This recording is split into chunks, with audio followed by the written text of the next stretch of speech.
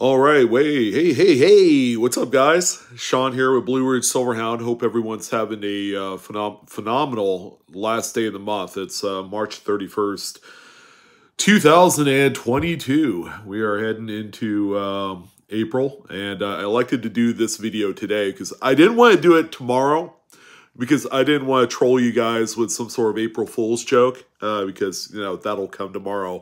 You're just gonna have to figure it out and see what that's gonna be. I like to do a little something every year, but we have kind of a really fun topic, a very interesting one that has spurred a lot of division amongst the U.S. Mint, I guess, crowd.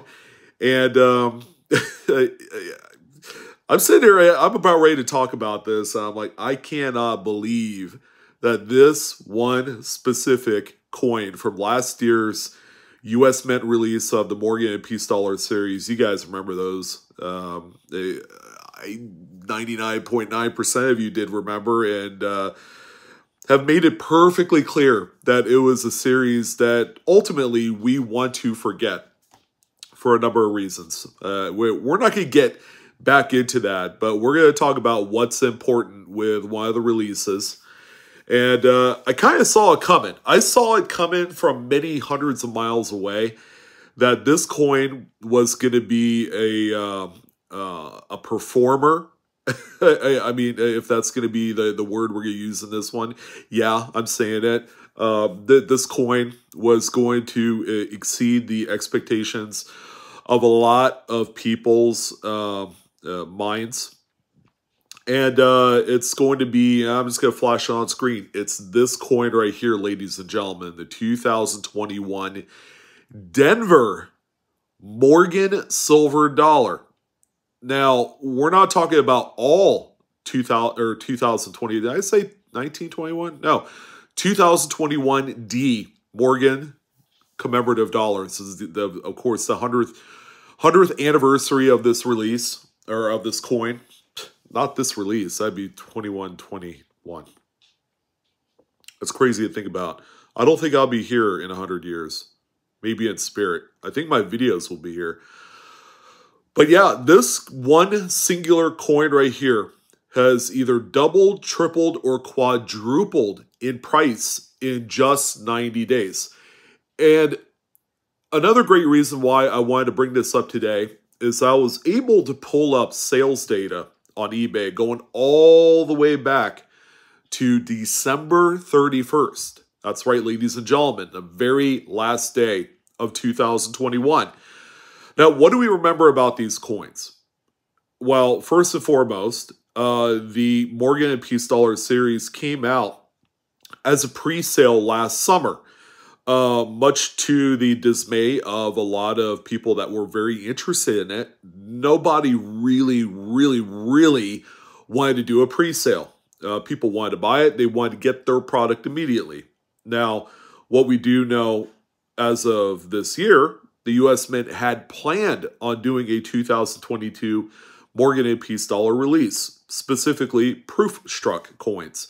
They've since scrapped that idea due to unavailability of the silver needed to produce such coins. And that was primarily the big reason why they had entered into this pre-sale kind of phase of this product. And it was unprecedented because we really have never seen another pre-sale product from the U.S. Mint. Someone had mentioned that there was one many years ago. Don't really remember that, but it couldn't have been that stimulating because U.S. Mint product, depending on what it is, has been flying off the shelf lately. So there were a lot of forgettable things. And then let's go ahead and enter in circa November 2021, when the U.S. Mint had finally decided to send these coins out, and they did it relatively quickly. A lot of the coins came out back to back because they had Philadelphia, Carson City, Privy, Denver, and San Francisco, and then that one Peace Dollar, they had sent it out all within probably like 2 weeks.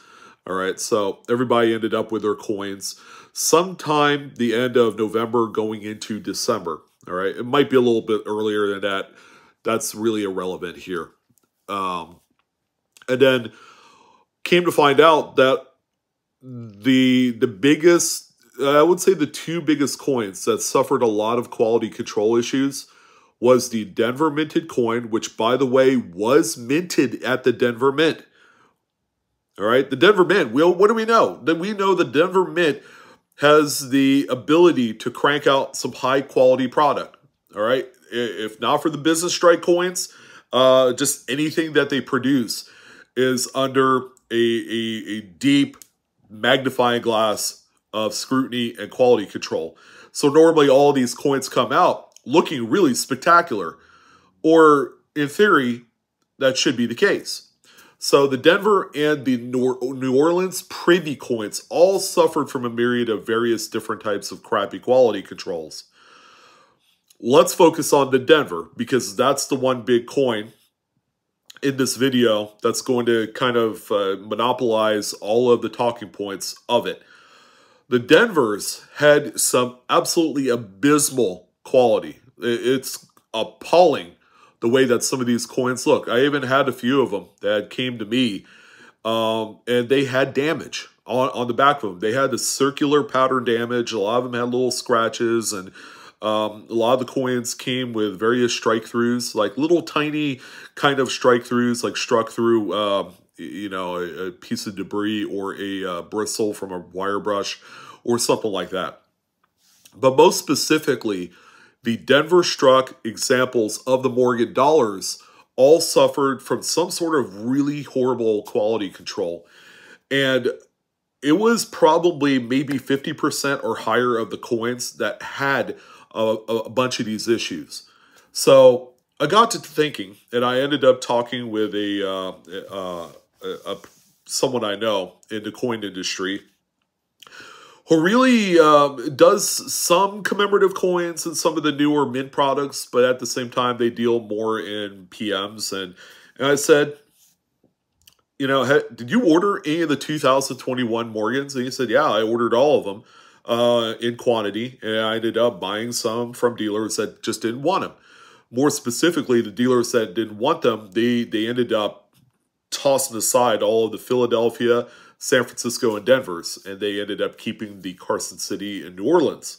Come to find out, the Carson City and New Orleans are kind of like, it's like the market hasn't quite caught up to speed, and MidState 70 examples in PCGS and NGC holders are quite plentiful. So those particular two coins have had this suppressed market that is more commensurate of how much the coin should be worth.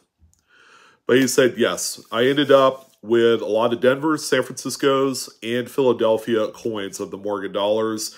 And he mentioned, and I agreed, he said, the Denvers have been horrible, but that is the one coin that's going to produce a lot of the secondary market value if it comes back in MidState 70. Easier said than done.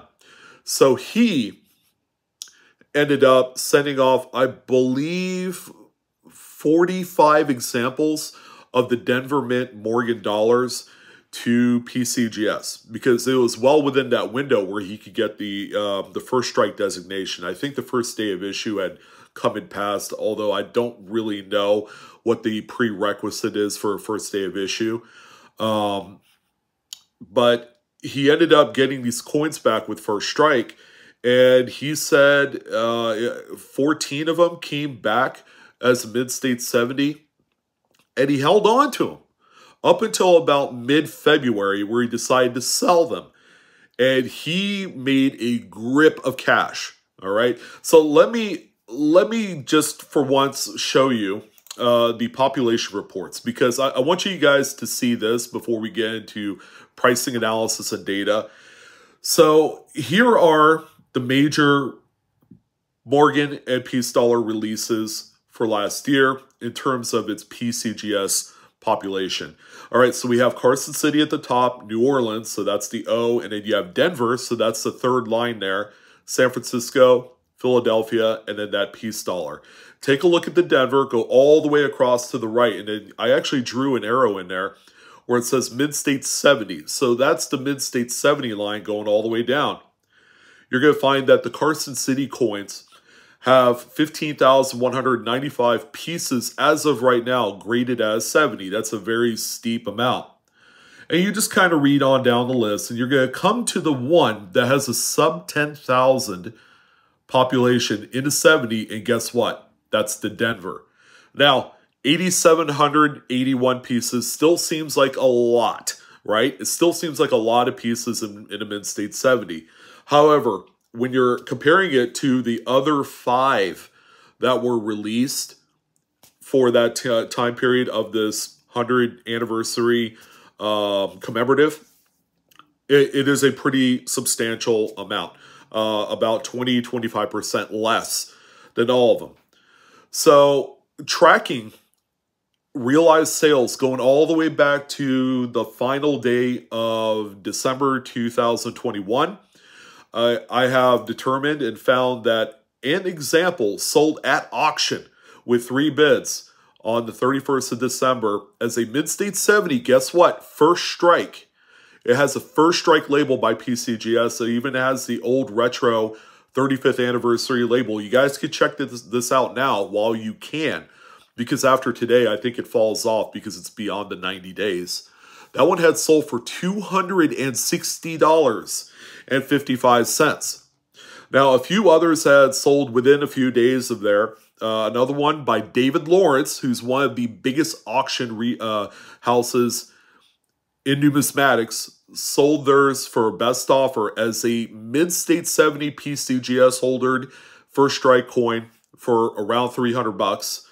Another one on January 2nd sold for $335. So the price was starting to move a little bit for MidState 70 first strikes.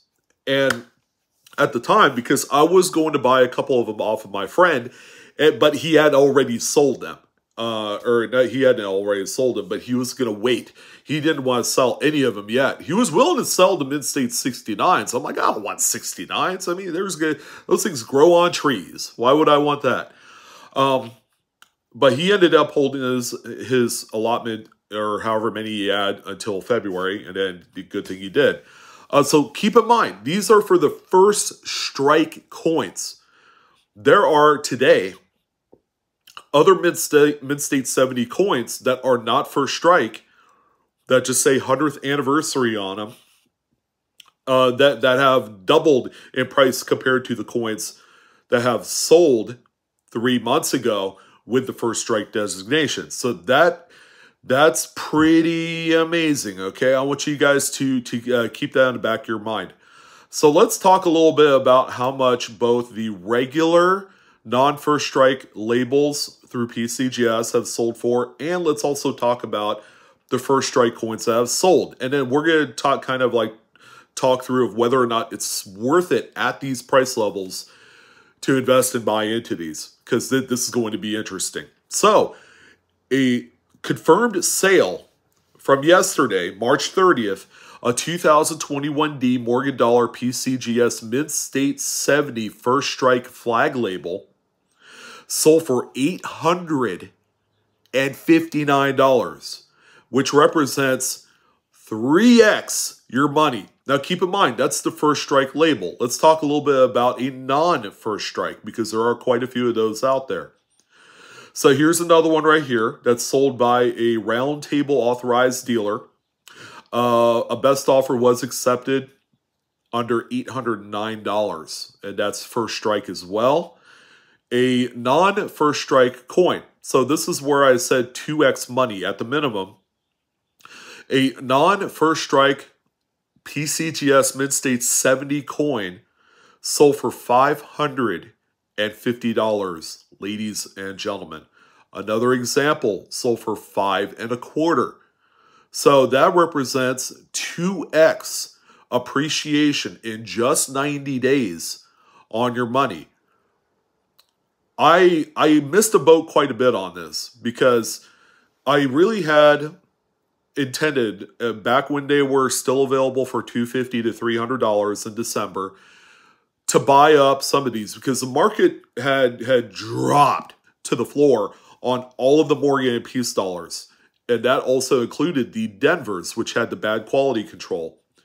All of them had dropped. a lot of mid-state 70 examples and all of the various different types of variants had dropped down to about $200 to $225 in the beginning of December when people were sending these out for Quake Express turnaround. I'm like, oh my God, it's a dumpster fire. People are getting rid of these things and they're barely making any money off of them. But at the very least, they're making a few dollars. 2021 Ds were selling for like $250 to $300 in December. I remember that because I wanted to buy like, 5 of them at the very least, maybe 10. I would have invested $1,000, but at the price levels, I can't justify paying $5,000 to $6,000 to get 10 examples of these in non-first strike labels. It's just crazy how these things have jumped up in price. Now, the one coin that is incredibly expensive are going to be the first day of issue labels. Okay, PCGS graded only. First day of issue labels are selling for $1,000 to $1,200. And as a matter of fact, one sold on the 26th of March for $1,199. That's a fresh sale of a first day of issue 2021 D Morgan dollar. But wow. Wow. This is a video I wanted to do, but I wanted to wait until this specific date. Primarily because it's not April Fool's Day. I didn't want to fool you guys into thinking that this was, a legitimate kind of like pump and dump or whatever you want to call it. But at the same time, I wanted to highlight this video today so that way I could go back to the very last day of December to show you guys and illustrate a confirmed sale of the coin that represents a 2x price increase from whence that one had sold. Yeah, but we've seen just incredible sales. Now, some of you are going to ask, well, how about NGC graded mid-state 70s? And that's a really good kind of like other valid, topic of conversation. Those weren't immune to price increases, although they're not worth as much as the PCGS coins today at 2x. You could get a mid-state 70 non-first strike coin graded by NGC for between $450 and $500. Still very expensive, but yeah, you can see just the overall price movements, even with NGC graded coins finally getting their due, because NGC has always been kind of like that redheaded stepchild in the third-party grading service world. But even those particular coins are seeing tremendous price movements as well. They're no longer $200 to $250. The NGC coins are now $450 to $500. A number of them, here's one here that's sold for $485 on the 24th with 40 bids, organically bid up. Another one for $435 with 16 bids. So this is incredible. So the ultimate question right now is it worth it to get into this at these price levels? If you need one and you're able to get a first strike coin for around $500 to $550, that is the only circumstance that I can justify buying one of these up. I would probably avoid the first day of issue labels, although I can't really say that there's a ton of these available. I think that's probably the one label that's in short supply. It's quite scarce. But if you were going to dive into one of these, first strike label, keep it under $550, and that's it. I would probably buy one or two, hold on to them. These will enhance in value. In spite of its 8,000 population in the mid-state 70, you got to figure at least half of that is going to be non-first strike labels. First strike labels is definitely where it's at if you're able to find them. First day of issue, of course, the ultimate gift from the coin gods. If you're able to find a first day of issue and someone accidentally mislabels it and sells it and it has it sold for like $500, that is a huge score because those are worth double that. They're in excess of $1,000. But first strike labels, if you're able to get them for around $550, keep in mind those are selling for a lot more than that. You know, and there have been some with first strikes that have sold for under what all the other ones have sold for at that $700 to $750 level. Again, this is a huge development. Here we are 90 days removed from the year that brought us this program that a lot of people hated. Most specifically, they hated the Denver minted coin because of crappy quality control. But this, ladies and gentlemen, might end up being kind of like a gift to everyone.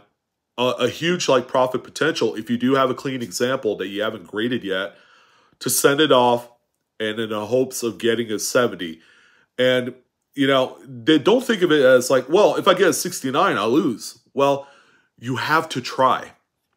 Don't just send one. I personally, if I could get 5 or 6 clean examples, I would send them all and pay the modern submission money, which is what, $30 or whatever per coin. And if you could get back 2 in a mid-state 70, you win. That's it. 33% success rate when you send off like 6 of them is great, because these coins will be worth a lot of money. All right. So something to keep in mind. There is some opportunities still. I think because that the U.S. Mint had canceled its plans due to supply issues to do the 2022 proof coins, there's going to be some renewed interest in this one. And it's hard to say if they're going to do it for next year. They might actually just scrap the entire thing together, which I think is more than likely what's going to happen. So, excuse me, a few things to keep in mind. Yes, I would certainly buy one. I think I may end up picking one up if I could find a first strike label for a reasonable amount of money, because that's the big one target, you know, that I would certainly pull the trigger on. And I know it's crazy. It's like, you know, why would I buy that? How about I just go and buy a vintage coin? You could do that.